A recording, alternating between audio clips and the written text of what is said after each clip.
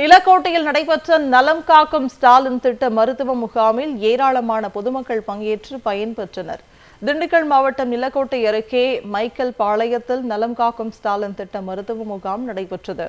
முகாமினை மாவட்ட மருத்துவ அலுவலர் செல்வகுமார் துவக்கி வைத்து கர்ப்பிணி பெண்களுக்கு ஊட்டச்சத்து பெட்டகத்தை வழங்கினார். இந்நிகழ்வில் ஒன்றிய செயலாளர் கரிகால பாண்டியன், பேரூர் செயலாளர் ராஜாங்கம் உள்ளிட்டோர் பங்கேற்றனர். முகாமில் நரம்பியல், இருதயம், நுரையீரல் உள்ளிட்ட 17 நோய்களுக்கான சிறப்பு மருத்துவர்கள் பங்கேற்று ஆலோசனை வழங்கினர். முகாமில் மைக்கேல் பாளையத்தின் சுற்றுவட்டார பகுதிகளைச் சேர்ந்த ஏராளமான பொதுமக்கள் பங்கேற்று பயன்பெற்றனர்.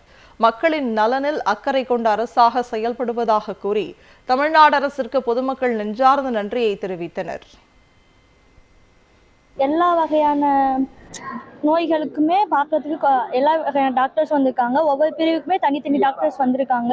முக்கியமாக மகப்பேறு மகளிருக்கு ரொம்பவே யூஸ்ஃபுல்லாக இருக்குது. பெண்களுக்கு வந்து இங்கே ஸ்கேனு, இசிஜி எல்லாமே பார்க்குறாங்க. ஒவ்வொருத்துக்கும் தனித்தனி ரூம் இருக்குது.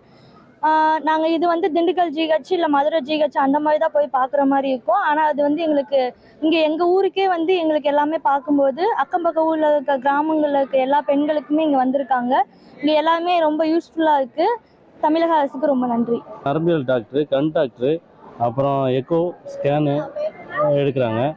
அதே மாதிரி பெண்களுக்கு வந்து நிறையா வந்து சலுகை, எல்லா பெண்களும் வந்திருக்காங்க. 17 வகையான டாக்டர்ஸ் வந்திருக்காங்க.